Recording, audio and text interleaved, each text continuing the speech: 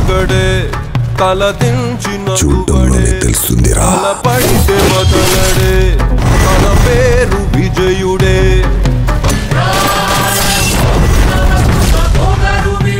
వాడిని కంటిన్యూస్గా వర్క్ చేస్తూనే ఉండండి. వెళ్ళేం చెప్పావు? డాక్టర్ కేసు వాపస్ తీసుకున్నాడు.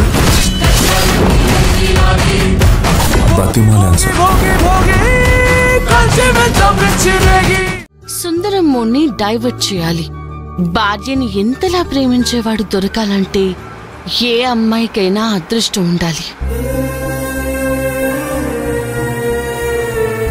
సుందరం, మనం ఎలాగో సంతోష్ని వెతకడానికి కదా వెళ్తున్నాం. ఎందుకంత దిగులుగా ఉన్నావు? సంతోష్ గారు దొరక్కపోతే ఈశ్వరి నిర్దోషం నిరూపించలేం. ఈశ్వరి నిర్దోషి అని నిరూపించేంత వరకు అమ్మ ఈశ్వరిని ద్వేషిస్తూనే ఉంటుంది. నాకు వాళ్ళిద్దరూ రెండు కళ్ళు. వాళ్ళలా ఉంటే నేను సంతోషంగా ఉండలేను మేడం.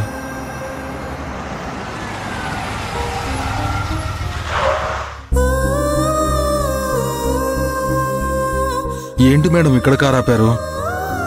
ఈశ్వరి కోసం నువ్వు బాధపడుతున్నావు. నీ బాధ చూడలేక నేను పొద్దటి నుంచి పచ్చి మంచినీళ్ళు కూడా ముట్టుకోలేదు. అయ్యో సారీ మేడం, మీరు తిన్నారో లేదో కూడా అడగలేదు. పర్వాలేదు.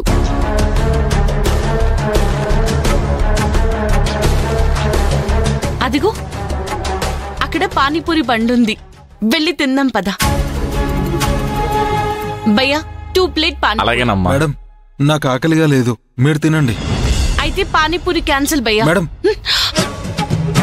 మీరు తినండి మేడం. సరే, 1 ప్లేట్ ఇవ్వండి. అలాగే.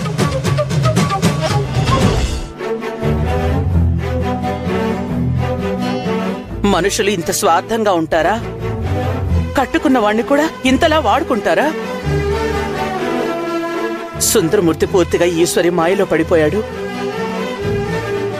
ఈ అమ్మకి శాశ్వతంగా దూరం అయిపోతున్నాడు. ఎక్కడికెళ్ళాడు అసలు?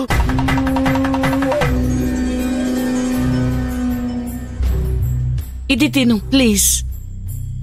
మేడం నాకు ఆకలిగా లేదు మేడం, మీరు తినండి. ప్లీజ్ సుందరం, ఈ ఒక్కటి నా కోసం ప్లీజ్. ఈ ఒక్కదాని కోసం మళ్ళీ చెయ్యేందుకు? ఏం అవసరం లేదులే, నేనే తినిపిస్తాను.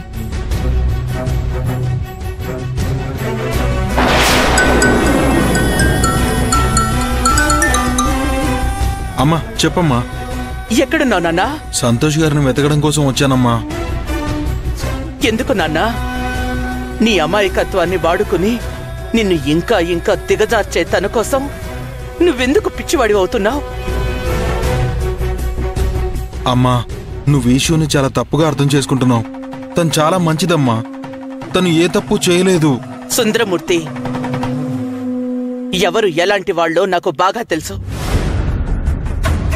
నువ్వు ఎక్కడున్నా ఏ పనిలో ఉన్నా అవన్నీ వదిలేసి వెంటనే ఇంటికి రా. అమ్మా అది కాదమ్మా.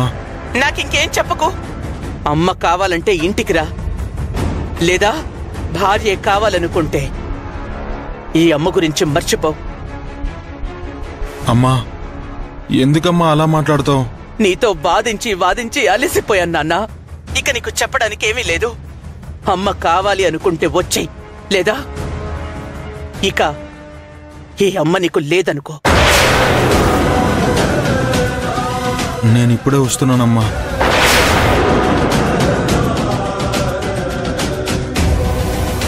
ఏమైంది సుందరం? నేను అర్జెంటుగా ఇంటికి వెళ్ళాలి.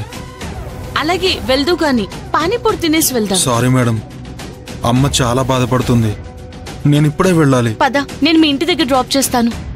సరే పదండి మేడం. కాసేపైనా నీతో స్పెండ్ చేయొచ్చు. ఎటూ నువ్వు వెళ్ళిపోతానన్న ప్రతిసారి నాకు నేనే దూరం అవుతున్నట్టుగా అనిపిస్తుంది.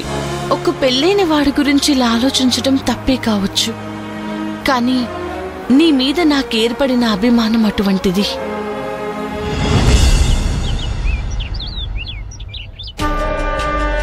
నిజంగానే మా ఆయనకి త్రిపురతో ఎఫ్ఐఆర్ ఉందేమో. ఈశ్వరి నిజమే చెప్పిందా, లేదా మా ఆయన చెప్పినట్టు మా ఇద్దరి మధ్య గొడవ పెట్టడానికే అబద్ధం ఆడిందా? గొడవలు పెట్టేదే అయితే ఇన్నాళ్ళు ఎందుకు ఆగుతుంది? మొదట్నుంచి అదే పనిలో ఉండేది కదా. అంటే మా ఆయనే నాతో అబద్ధం చెప్పి నన్ను మభ్యపెడుతున్నారన్నమాట. ఎందుకైనా మంచిది ఆయన మీద ఒక కన్నేసి ఉంచాలి.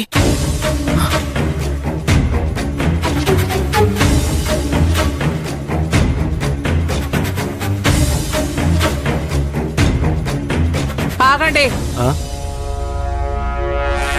ఏంటి గిరిజా? ఎక్కడికి వెళ్ళొస్తున్నారు? ఆఫీస్కి. ఆఫీస్ అయిపోయి గంట దాటింది. ఆఫీస్ నుంచి మన ఇంటికి రావడానికి 20 నిమిషాలు సరిపోతుంది. మరి మిగతా 40 నిమిషాలు ఎక్కడికి వెళ్లారు?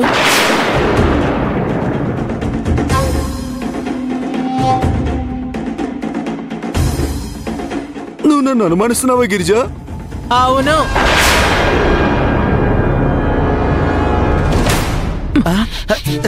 ఏంటే? ఏ గిరిజా, అరే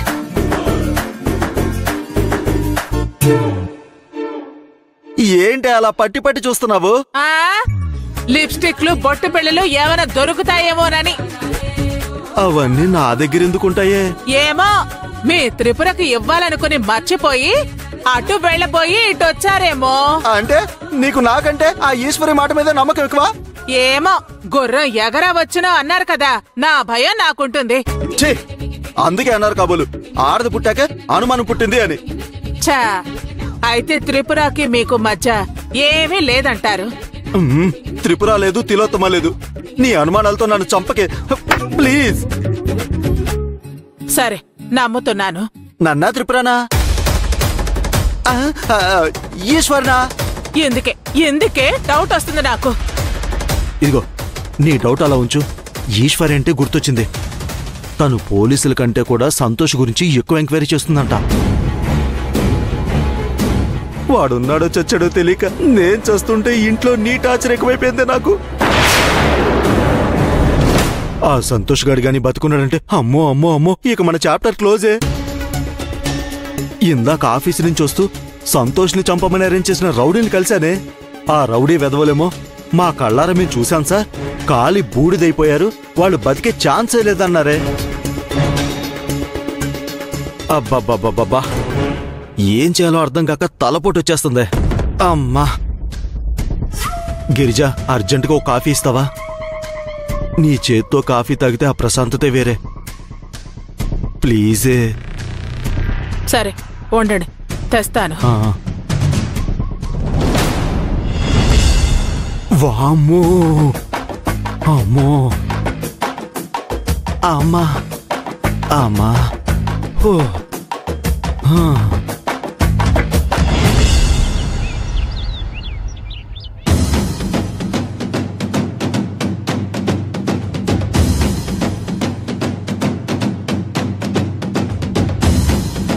దేవుడా, సంతోష్ ఏమి జరగకూడదు. ఆయన ఎక్కడున్నా బాగుండాలి. నాకు హెల్ప్ చేసే క్రమంలో ఆయనకి ఏం జరిగినా కూడా ఆ గిల్ట్ నాకు జీవితాంతం ఉంటుంది.